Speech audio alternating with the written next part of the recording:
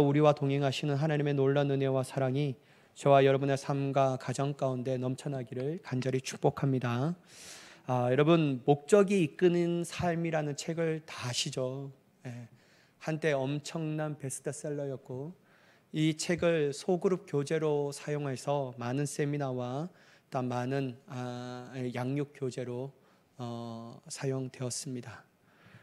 이 책을 쓰신 분이 릭 워렌 목사님이십니다. 이 책이 출간되고 엄청난 인기를 끌었는데요. 약 몇만 부가 팔리냐면 100만 부가 팔렸다고 해요. 100만 부가 이상이 팔렸다고 합니다. 여러분, 이 책의 내용의 핵심은 다음과 같아요. 인간은 하나님의 특별한 목적을 위해 지음을 받았다라는 것이고, 그러므로 하나님의 창조의 목적과 우리에게 주어진 목표를 하나씩 수행하면 결국 인간은 하나님이 주시고자 하는 풍성한 축복을 받는다라는 것이고, 목적을 이끄는 삶을 살다가 보면 어느 순간 우리도 성공적인 삶을 살아가게 된다라는 것이 주된 핵심의 내용입니다. 여러분, 리게런 목사님이 담임하시던 교회가 세드백 교회입니다. 제가 꼭 한번 가보고 싶었던 교회인데, 물론 지금은 은퇴하셨어요. 이 세드백 교회가 엄청난 부흥과 성장을 경험했던 교회였습니다. 여러분, 이 정도 되면 모든 사람들이 다 칭찬하고 모든 사람이 다 인정해 줘야 될 건데, 그러나 여러분, 미국 안에서도 복음주의 진영, 다시 말해서 복음주의자들의 목사님은 이 책을 비판하기도 했습니다. 어떤 비판이 있었냐면요, 우리가 잘 아는 존 메가더 목사님인데, 목사님이 이렇게 비판했어요. 릭 워렌 목사님의 목적이 이끈 삶에는 복음도 없고 구원도 없고 죄의 문제도 없고 심판도 없고 생명을 얻는 회개도 없다. 그것은 오직 목적을 위해 수단 방법을 가리지 않는 미국적 사고일 뿐이다. 사고 방식일 뿐이다 라고 하면서 비판을 했다고 해요. 제가 이 설교를 준비하면서요, 이 글을 딱 보면서 곰곰이 생각해 봤어요. 그리고 저의 스스로도 한번 물어봤어요. 현대야, 너에게 있어서는 과연 좋은 목적이 있는 것으로 충분할까? 난 이 좋은 목적을 이루기 위해서 내가 생각하는 좋은 의도와 방법으로만 그걸 볼 때 하나님이 기뻐하실까? 곰곰이 생각하다가 내렸던 결론이 뭐냐면요, 아니다라는 거예요. 아니다라는 거예요. 좋은 목적 세우는 거 여러분 중요합니다. 여러분, 인간은 가치 있는 삶을 살기 위해서는요, 좋은 가치의 목적을 세워야 합니다. 좋은 목적을 세워야 되는 거예요. 그건 너무 중요한 거예요. 저는 여러분의 삶 가운데 물론 세상 사람들 것처럼 성공을 위한 목적을 세우는 것이 아니라 하나님이 부르시는 목적 안에서 주님의 목적을 이루어갈 수 있는 저와 여러분, 정말 그리스도의 가치로서 살아갈 수 있는 저와 여러분이 되기를 간절히 축복합니다. 또한 여러분, 좋은 의도와 방법도 어떻게 보면요, 좋은 거예요. 그러나 여러분, 그리스도인들에게는 좋은 목적보다 또한 좋은 방법과 의도보다 훨씬 더 중요한 게 있어요. 그게 뭐냐면요, 하나님의 세우신 방법이라는 거예요. 하나님께서 주신 목적과 그 목적을 이루는 데 있어서 내가 생각하는 좋은 의도와 방법은 아니라는 거예요. 그것보다도 훨씬 더 중요한 것은 하나님의 방법으로 나아가야 한다는 거예요. 여러분, 오늘 우리가 함께 나눌 말씀이 바로 이러한 관점으로 나아가거든요. 그래서 이 은혜를 함께 좀 나누려고 합니다. 여러분, 사무엘하 6장은요, 다윗이 통일 이스라엘 왕이 되어 정치적 권력을 확립하고 난 후에 일어났던 일이었어요. 다윗은 어떤 것을 먼저 하고 싶었냐면요, 그동안 침체되었던 신앙의 문제를 해결하기를 원했어요. 그래서 인본주의적인 나라가 되는 것이 아니라 신본주의적인 다윗의 왕국을 세우고 싶었다라는 거예요. 그러니까 하나님이 중심이 되는 나라, 하나님이 친히 왕으로 다스리는 나라가 되기를 원했다라는 거예요. 그 방법으로 하나가 뭐냐면요, 빼앗겼던, 즉 다시 말해서 아벡 전투에서 블레셋에게 빼앗겼던 그 언약궤를 70년, 80년 동안 기란 여아림에게 두었던 그 하나님의 언약궤를 다시 다윗의 성으로 모셔오기를 원했다라는 거죠. 여러분, 우리 단순하게 한번 생각해 보세요. 다윗이 생각했고 이루고자 하는 목적은요, 선한 것일까요? 나쁜 것일까요? 선한 겁니다. 얼마나 선한 겁니까? 다윗의 욕심을 위해서 언약궤를 데려오는 것이 아니라 이 나라의 주인은 하나님이시다. 하나님만이 온전한 왕으로 이 나라를 다스려야 한다. 모든 백성은 하나님의 신본주의적인 믿음으로 가져야 한다라는 목적을 가지고 그가 이것을 행하고자 했다라는 거예요. 여기까지 보면요, 너무 좋은 일이에요. 하나님도 바라보고 계시다면요, 얼마나 행복한 일입니까? 또한 여러분, 하나님뿐만 아니라 우리가 보기에도요, 대단한 일입니다. 누가 여러분 이 목적에 딴지를 걸 사람이 있겠냐라는 거예요. 역시 다윗이다. 칭찬은 아낄 수밖에 없는 것이죠. 사랑하는 여러분, 우리도 이 세상을 살아갈 때 내 자신만을 위한 목적 말고요, 그런 이기적인 목표 말고 우리 또한 내 자신과 유익과 만족을 위하고 그리고 성공을 위한 목표가 아니라 영원하신 아버지 하나님을 위한 목적을 두고 살아가는 저와 여러분 되기를 간절히 축복합니다. 이제 좀 나에게서 관점이 벗어나 하나님 아버지에 대한 관점을 가지고 살아갔으면 좋겠다라는 거예요. 여러분, 우리 예수님 믿고도 얼마나 내 중심적입니까? 나만 성공하면 되고, 나만 믿음만 좋으면 되고, 나만 축복받으면 되고.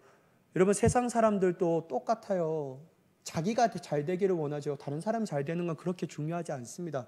그런데 여러분, 그리스도인과 교회의 목적은요, 내 중심이 아니라 이타적인 중심이에요. 그러니까 우리 이 교회의 생명은요, 교회의 생명과 주인은 하나님이신데, 하나님은요, 하나님의 나라와 의의 목적으로 우리를 창조하셨고 그거 사명을 감당하기 위해서 우리를 부르셨다라는 거예요. 그러니까 여러분, 우리의 목적은요, 아주 세속적인 목적이 우리의 목적이 될 수 없습니다. 하나님의 나라와 영광, 단 주님이 주인 되시는 그 목적을 위해서 달려가는 자가 되어야 할 줄 믿습니다.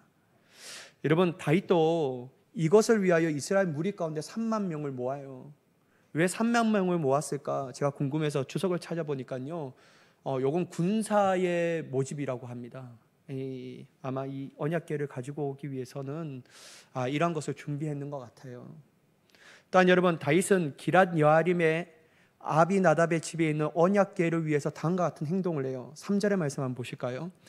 그들이 하나님의 궤를 새 수레에 싣고 산에 있는 아비나답의 집에서 나오는데 아비나답의 아들 우사와 아요가 그 새 수레를 모니라.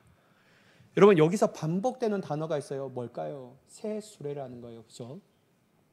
여기에 성경은 의도적으로 요거를 좀 강조하는 것 같아요. 새 수레. 여러분, 다윗은요, 하나님의 언약궤를 모셔오기 위해서 뭐를 하기를 원했냐면요, 새 수레를 만들기를 원했어요. 여러분, 하필 왜 새 수레를 가지고 올까요? 왜 다윗은 새 수레의 언약궤를 싣고 오기를 원했을까요? 제가 이것도 너무 궁금해서 주석을 찾아보니까요, 새 수레는 어떤 뜻을 가지고 있냐면요, 성결과 효력을 가지고 있다라고 말해요. 그러니까 여호와의 언약궤는 성결하고 성물이기 때문에 썼던 이 더러운 곳에 그것을 담고 올 수는 없다라고 다윗이 생각했나 봐요. 그래서 아주 새 것을 만들어서, 좋은 것을 만들어서 하나님의 언약의 궤를 성물을 그 위에 싣고 오기를 원했다라는 겁니다. 그리고 여러분, 아비나답의 두 아들 우사와 아요가 그것을 몰고 와요. 또한 여러분, 하나님의 언약궤가 이송될 때요, 다윗과 백성은 어떠한 모습을 할까요? 내가 할 수 없어서 모시고 옵니다. 왜 이렇게 힘든 일을 우리 보고 하라는 거야? 내가 할 게 얼마나 많은데, 내 자신을 위해서 살아도 시간이 모자란데, 이런 모습으로 할까요? 아니에요. 여러분, 5절의 말씀을 보면요, 다윗과 이스라엘 온 족속은 잣나무로 만든 여러 가지 악기와 수금과 비파와 소고와 양금과 제금으로 여호와 앞에서 연주하더라는 거예요. 한마디로 여러분, 찬양으로 그것을 데리고 오는 거예요. 모시고 오는 거예요. 여러분, 찬양은 다른 말로 어떤 것일까요? 축제예요, 축제. 그들은 진짜 축제의 기쁜 마음으로 하나님의 언약궤를 진심으로 모셔오기를 원했다라는 거예요. 여러분, 요 모습까지 보더라도요, 다윗과 그의 백성들의 모습은 너무 아름다워요. 누가 여기에 뭐라고 할 사람이 있겠습니까? 억지로 하고 마지 못해서 하는 것도 아니고, 진짜 여호와 하나님의 언약궤가 다윗의 성으로 돌아오기를 원하는 마음, 이 모든 과정을 짐으로 여기지 않고 축제로 여기는 마음을 가지고 왔다라면 모두 다 칭찬만 한 거잖아요. 또한 여러분, 그들의 그렇게 할 수 있는 가장 근본적인 동기가 뭐냐면요, 하나님 사랑이었다라는 거예요. 다윗도 하나님 사랑한 거고 이스라엘 백성도 하나님 사랑하는 마음으로 한 거예요. 그런데 여러분, 이렇게 흥겹고 진짜 즐거운 축제의 시간이 이어져 오고 있을 때 갑자기 분위기가 반전돼요. 바로 수레가 낙원 타작마당에 이르렀을 때였습니다. 갑자기 잘 가고 있던 소들이요, 날뛰는 거예요.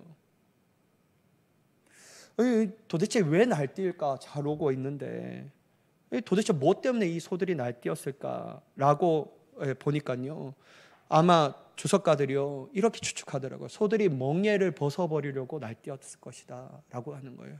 그러니까 여러분, 막 이렇게 살짝 날뛰는 것이 아니라 완전히 요동친 거예요. 근데 여러분, 요동친 거를 보니까요, 우사가 어떤 마음이 드냐면요, 저러다가 언약궤가 떨어지겠다라는 마음이 드는 거예요. 여러분, 우사도 이 언약궤가 엄청난 중요한 성물이라는 것을 알았어요. 이 성물이 떨어지면 어떻게 될까? 망가질 것이다. 그러니까 여러분, 이 우사는 언약궤에 대하여 진심이었다라는 거예요. 어떻게든지 이 언약궤가 떨어지지 않도록 내가 해야 되겠다. 아무도 나서지 않았는데 그 언약궤가 떨어질까 봐 걱정하며 자기도 모르게 딱 손을 댄 거예요. 너무나도 중요하니까요. 여러분, 우사가요 이렇게 한 게 건방스럽습니까? 진짜 마음입니까? 여러분, 얼마나 지금 선한 마음입니까? 그 하나님의 언약궤를 다치지 않도록 보호하는 마음. 여러분, 여기서 누가 뭐라고 하겠어요? 근데 여러분, 예상치 못한 일이 일어나요. 뭐냐면요, 7절의 말씀을 보면 여호와 하나님이 우사가 잘못함으로 말미암아 진노하사 그를 그곳에 치시니 그가 거기에 하나님의 궤 곁에서 죽으니라. 여러분, 한번 7절을 보세요. 여호와 하나님이 우사가 잘한 일이라고 말해요? 잘못된 일이라고 말해요? 잘못되었다라는 거예요. 이게 뭘까? 아니, 인간적인 관점 보면 너무 잘한 일인데 아무도 나서지 않고 우사가 그거 떨어질까 봐 진짜 전심으로 보호하기 위해서 딱 하면 하나님이 칭찬해 주셔야지 왜 그렇게 하셨을까? 그게 여러분, 제가 어렸을 때 성경을 읽으면서 너무 이해가 되지 않는 이 말이었어요. 칭찬을 못할 망정 왜 죽게 하셨을까? 그러니까 여러분, 여기에 볼 때 핵심이 있어요. 뭐냐면요, 하나님께서 중요하게 보시는 건요, 좋은 의도와 목적이 아니에요. 그걸 행하는 방법이 중요하다라는 거예요. 이게 훨씬 더 중요하다라고 말합니다. 뭐냐면요, 하나님께서 정하신 방법대로 해야 한다라는 거예요. 내가 볼 때, 인간적으로 볼 때, 통념되는 관점으로 볼 때 행하는 일들이 중요한 것이 아니라 하나님의 선한 일들은요, 이뤄가기 위해서는요, 하나님의 방법대로 해야 한다는 게 오늘 이 말씀을 통하여 주님이 우리에게 주시는 말씀이라는 거예요. 여러분, 우사는요, 하나님의 방법대로 하지 않았습니다. 하나님께서 어떻게 얘기하셨을까요? 민수기 4장 15절의 말씀 한번 볼까요? 한번 띄워봐 주시면 거기에 이 말씀이 있어요. 중간에 보면 그러나 성물은 뭐 하라고 말한다고요? 만지지 말라는 거예요. 세상이 두 쪽 나도 만지지 말라는 거예요. 아무리 성물이 바닥에 치고 망가질지라도 그거 만지지 말라는 거예요. 만지면 어떻게 된다고요? 죽는다라는 거예요.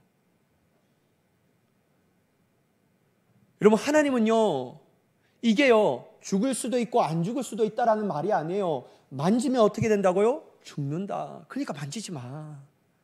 어떤 상황과 환경이 있을지라도 만지지 마. 무슨 일이 있을지라도 만지지 마. 라는 거예요. 근데 여러분, 우리의 인간적인 발전은 이거 안 만지고 어떻게 할 거야, 이런 생각이 들잖아요. 그러니까 여러분, 신앙은요, 내 생각과 내 방법을 하면 절단 나요. 절단 나.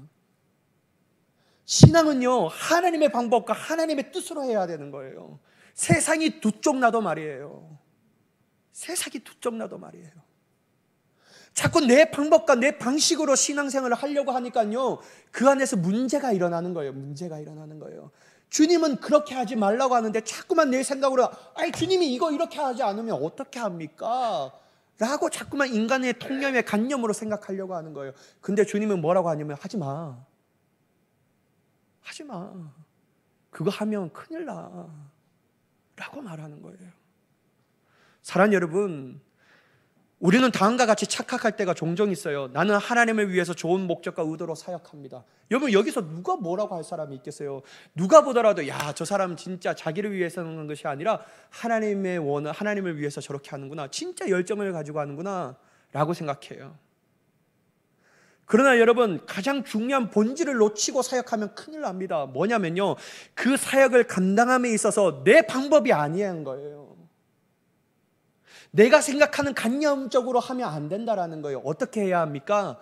하나님의 방법으로 말이에요. 근데 여러분, 우리는 전자를 중요시하고 후자는 중요시 않게 생각합니다. 이 전자가 좋은 건데, 뒤에 어떻게 하든지 하나님을 위해서 한다면 서울도 뭐로 가면 되는 거지, 뭐 서울만 가면 되지, 이렇게 생각하는 거예요. 근데요, 세상 사람들은 서울은 어떻게 가더라도 괜찮아요. 근데 신앙의 길은요, 어떻게 가도 괜찮은 게 아니에요. 왜냐하면 하나님의 정하신 방법이 있기 때문이에요. 그래서 그 방법대로 가야지만 주님 앞에 인정받을 수 있는 거예요.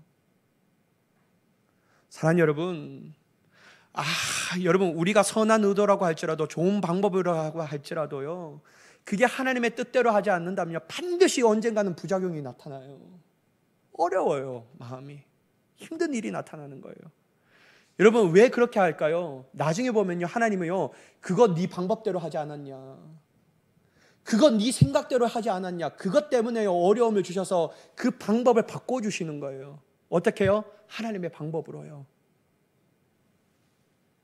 사랑하는 여러분, 내 생각과 내 방법대로 하면요, 부작용이 나타나고, 하나님의 일은 하나님의 세움과 방법대로 하면요, 아름다운 열매가 맺혀지는 거예요.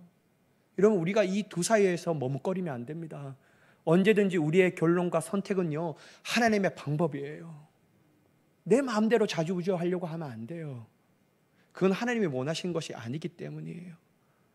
저와 여러분의 삶이 하나님의 일은 하나님의 방법대로, 이 모토를 잊지 않고 가슴에 새기면서 주님과 함께 동행하여 큰 아름다운 열매를 맺을 수 있는 저와 여러분이 되기를 예수님의 이름으로 간절히 축복합니다. 여러분, 물론 이러한 일이 일어남을 통해서 다윗이 어떤 마음을 여겼냐면 두려워요. 야, 이거 큰일 났다. 이거 이러다가 또 몇 사람 죽는 거 아니냐. 그래서요, 무섭고 즐겁게 생각하지 않아요. 그래서 어떻게 합니까? 누구 집에 놔두죠? 오벳에돔의 집에 놔둡니다. 근데 여러분, 오벳에돔의 이 분은요, 이스라엘 백성일까요? 이방 사람일까요? 여러분, 이 설교 우리 신앙생활보다 얼마나 많이 들어왔습니까? 근데 여기서도 이스라엘 사람, 이렇게 하면 여러분, 우리의 신앙이 뽀록이 나는 거예요. 이방 사람 아니에요. 죄송합니다. 이스라엘 사람이 아니에요. 이방 사람이었어요. 왜냐하면 가드 사람 오벳에돔이라고 말해요. 가드는 블레셋의 지명의 이름이거든요. 그러니까 여러분, 잘 가다가 다윗이 딱 멈추고 나서 누구의 집으로 데려가냐면요, 가드 사람 오벳에돔의 집에 몇 달 동안 남겨두냐면 3달 동안 둬요. 사랑하는 여러분, 잘 보세요.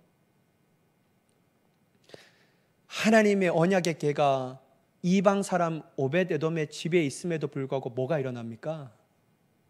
복이 일어나는 거예요. 사랑하는 여러분, 하나님의 말씀을 가까이 하십시오. 그럼 복이 일어납니다. 이방 사람에게도 하나님의 말씀과 하나님의 임재하심이 가까이 하니까요, 하나님 복을 부어주셔요. 그 어려운 위기, 다 무서워하고 덜덜 떨고 있는 그 상황 가운데서도 오벳에돔은 그 여호와의 언약궤를 자신의 집에 딱 모셔오니까요, 하나님께서 그걸 보시고요, 하나님이 이방 사람임에도 불구하고 복을 부어주시는 거예요. 사랑하는 여러분, 다 주저하고 있을 때 여러분들이 용기 내어 하나님의 말씀을 가까이 하고 하나님의 임재하심을 사모하며 나아갈 때 하나님께서는 우리가 생각할 수 없는 방법으로 충만한 복을 부어주실 줄 믿습니다. 그때 위기 가운데 용기를 내어야 합니다.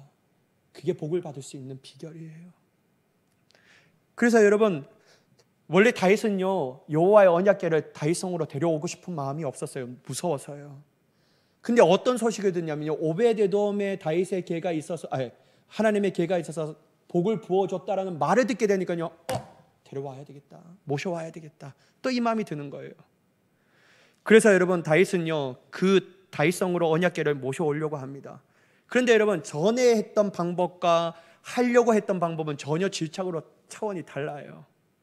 성경은 자세하게 나와 있지 않지만 다윗이 전에 했던 방법이 하나님이 원하시고 기뻐하시는 방법이 아니라는 것을 알았나 봐요. 아, 이렇게 하면 안 되겠구나, 분명히 하나님이 원하시고 좋아하시는 방법이 있을 건데 라고 생각했나 봐요. 그래서 어떻게 하냐면요 13절과 14절 말씀을 보시면 여호와의 궤를 맨 사람들이 6걸음 감에 다윗이 소와 살찐 송아지로 제사를 드리고 다윗이 여호와 앞에서 힘을 다하여 춤을 추는데 그때 다윗이 배 에봇을 입었더라. 여러분 다윗은요 이제 새 수레에 싣고 오는 방법을 버리고 어떻게 하냐면 여호와의 궤를 사람의 어깨에 메고 하는 거예요. 그래서 6걸음 가면요 소와 살찐 송아지로 하나님 앞에 제사 드리고 또 옆에서는 다윗은 힘을 다하여 춤을 추고 또 6걸음 가면 제사를 드리고 또 다윗은 힘을 다하여 춤을 추고 있고, 그래서 장시간에 걸쳐서 다윗의 성으로 무사하게 모셔오게 됩니다. 그렇다면 여러분 다윗은요 왜 사람의 어깨에 이 궤를 매게 할까요? 자신이 고안한 새로운 방법일까요? 아니에요 여러분. 민수기 4장 15절 다시 한번 보실까요? 우리 앞에 봤던 말씀인데요, 이거 보면요 그 앞에 고앗 자손들이 뭐 하라고요? 와서 맬 것이다 라고 말해요. 뭐를요? 송소와 송소의 모든 기구를 덮는 일을 마치고 그걸 메고 온다라는 거예요. 또한 여러분 민수기 7장 9절의 말씀을 보실까요? 고앗 자손에게는 주지 아니하였으니 그들의 송소의 직임은 그 어깨로 매는 일을 하는 까닭이었더라. 맨다라고 말해요. 또한 여러분 신명기 31장 9절의 말씀 보면요 또 모세가 이 율법을 써서 여호와의 언약의 궤를 매는 레위 자손 제사장들과 이렇게 얘기해요. 여호와의 성물과 언약궤는 어깨에 매야 되는구나. 다윗이요 성경에는 얘기하지 않았지만 이 하나님의 방법과 원칙을 발견한 거예요. 그래서 새 수레로 모셔오면 안 되는구나라는 걸 알았다라는 거예요. 사랑하는 여러분, 우리는 하나님의 일에 함에 있어서는 때로는 너무 쉬운 방법으로 하려고 합니다. 어려운 길로 가지 않으려고 해요.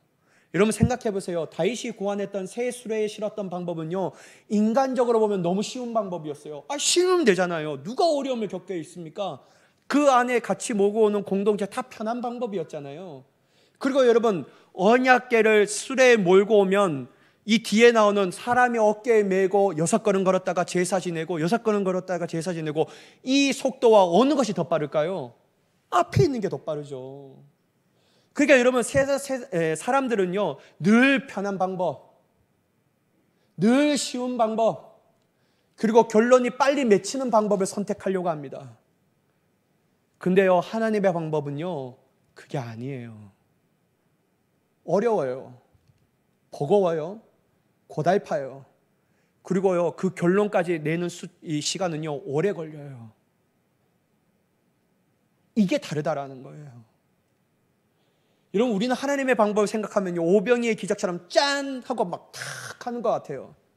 물론 여러분 그렇게 할 때도 있습니다. 하나님의 원하시는 이 생각하는 시기가 그렇게 할 때도 있어요. 그러나 여러분 대부분의 하나님의 방법은요 사람들이 좋아하는 방법이 아니에요.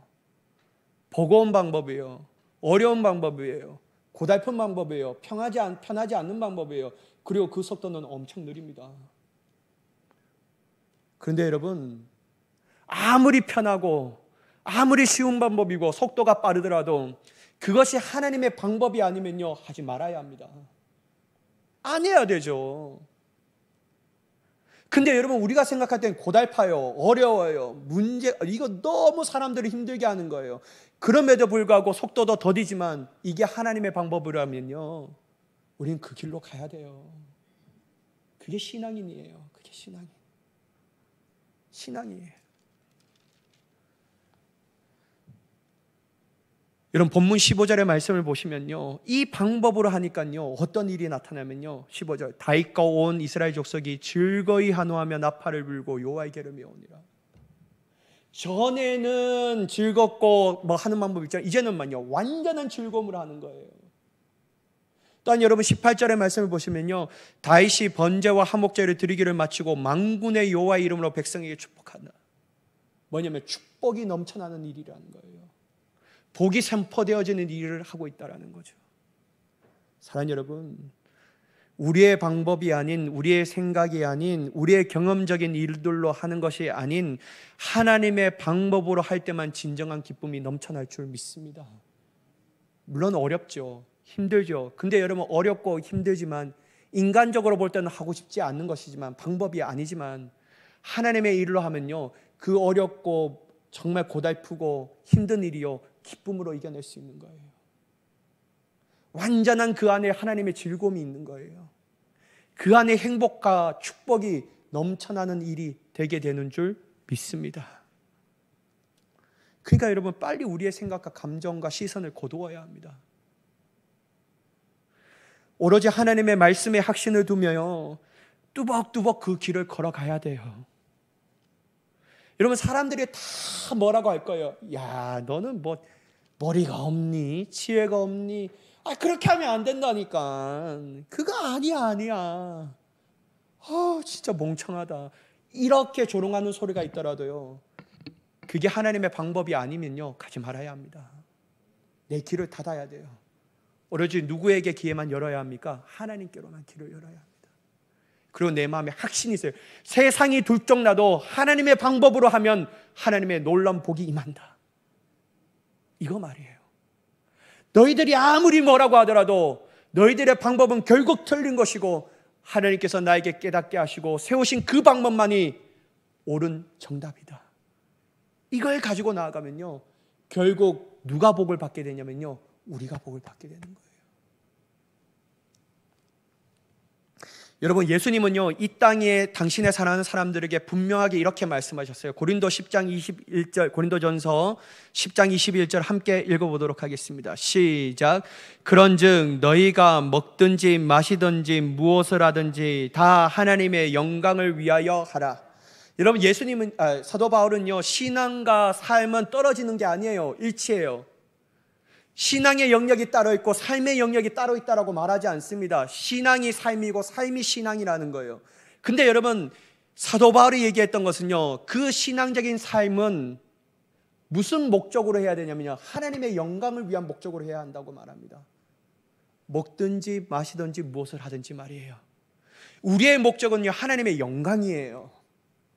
그럼 여러분, 하나님의 영광을 위한 이 목적을 향하여 나아가는 삶은요, 어떤 방법으로 이 목적을 성취해야 될까요? 한번 보셔요. 누가복음 9장 23절의 말씀인데 함께 같이 읽어보도록 하겠습니다. 시작. 또 무리에게 이르시되 아무든지 나를 따라오려거든 자기를 부인하고 날마다 제 십자가를 지고 나를 따를 것이니라. 여러분, 아무든지 나를 따라오려거든, 이게 바로 하나님의 영광을 위한 삶이라는 거예요. 여러분, 영광을 위한 삶을 살려거든 예수님이 뭐라고 말합니까? 첫 번째, 자기를 부인하라. 자기를 부인하라. 여러분, 자기를 부인하다라는 거 뭡니까? 나는 죽었습니다라는 거예요. 나는 죽은 거예요. 죽은 거예요. 나는 십자가에 죽었습니다. 나는 주님과 함께 제된 나의 모습은 죽었습니다. 이걸 부인하라는 거예요. 날마다 내 안에 가운데 성질머리가 나올 때마다 내 자신을 부인하는 겁니다. 나는 죽었는데 내가 뭘 성질을 낼 게 있냐? 내가 뭘 화를 낼 게 있냐? 내 뜻대로 모든 사람들이 하지 않아요. 막 분노가 일어나요. 그럼에도 불구하고 나는 죽었습니다. 내가 무엇을 하겠습니까, 주님? 내 삶은 당신의 것인데. 이게 여러분, 내 자신을 부인하는 겁니다. 그리고 여러분, 두 번째 뭐냐면요, 주님이 뭐라고 했냐면 날마다 제 십자가를 지고 나를 따를 것이다. 날마다예요, 여러분. 여러분, 여기서 방점은요, 자기 십자가를 따르는 것도 너무 중요하지만요, 주님이 진짜 말씀하고 싶은 건 뭐냐면요, 날마다라는 거예요. 날마다 네 십자가를 지고 나를 따르라. 기분 좋을 때, 삶이 성공스러울 때 신앙생활 나이스하게 하고, 좀 어렵고 힘들고 여기 교회 안에서 누가 좀 속삭이면 안 해. 나 뭐 하려고 하냐고, 내가 신앙은 뭐 하려고 가지냐고. 여러분, 저도 좀 그럴 때가 있어요. 여러분, 죄송해요. 근데 여러분, 이게요 자기 십자가를 지는 삶입니까? 주님이 우리를 그렇게 따르라고 말씀하셔요? 아니잖아요. 내 십자가를 지고, 주님의 십자가를 지고 따르는 것이 아니라 내 자신의 십자가를 지고 따르는 겁니다. 못난 자존심도 십자가로 여기며, 내 신념과 가치관도 십자가로 여기며, 나만이 옳다라는 자기 중심적인 십자가를 지고 날마다 주님 따르라고 말하는 거예요. 사랑하는 여러분, 이러한 삶을 사는 사람들이 어떻게 그가 하는 모든 일들이 하나님께 영광이 되지 않겠습니까? 여러분, 하나님의 영광을 위한 삶은요 결단코 쉽지 않아요. 쉬운 게 아니라니까요. 저는요 예수 믿는 게 쉽다라는 사람은 한번 좀 나한테 와서 좀 비법을 좀 가르쳐 줬으면 좋겠어요. 아니, 나는 예수님을 믿을 때마다 더 어려워지는데 어떻게 저분은 믿을 때마다 쉬워지는가? 저는 어려워요 진짜. 여러분 쉬우세요? 부럽습니다. 진짜 부럽습니다. 예수 믿는 게 쉽다라고 말하니까요. 저는 어려워요. 10대 믿는 것보다도 20대 믿는 게 어렵고요, 20대 믿는 것보다 30대 믿는 게 더 어렵고요, 30대 믿는 것보다 40대 믿으니까 더 어려워요. 왜냐하면요 주님의 길은 어려워요. 하나님의 영광을 위한 삶은요 세상과 배치되기 때문에 어려워요. 환호받고 칭찬받고 박수 받으면서 걷는 그 길이 아니기 때문에 어려운 거예요. 그런데 여러분, 그게 주님이 정하신 방법이면요 그렇게 해야 합니다. 어렵더라도 포기할 수 없는 그 길이기 때문에, 하나님께서 우리에게 원하시는 그 길이기 때문에요 모든 사람들이 다 우리를 비난하고 뭐라고 할지라도 우리는 그 길을 가야 합니다. 왜냐하면요 그 길 끝에 주님이 찬란한 영광을 받으시기 때문에요. 여러분 함께 갑시다.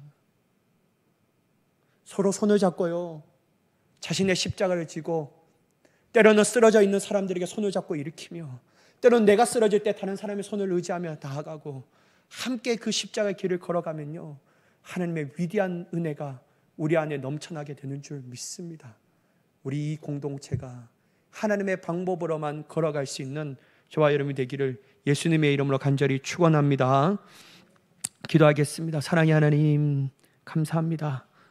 우리의 원함이 아닌 하나님의 원함이 이루어지게 하시고, 내 방법이 아닌 하나님의 방법으로만 이루어지게 하여 주옵소서. 그리하여 하나님의 주신 은혜의 복을 누리며 나아갈 수 있는 우리의 삶이 되게 하여 주옵소서.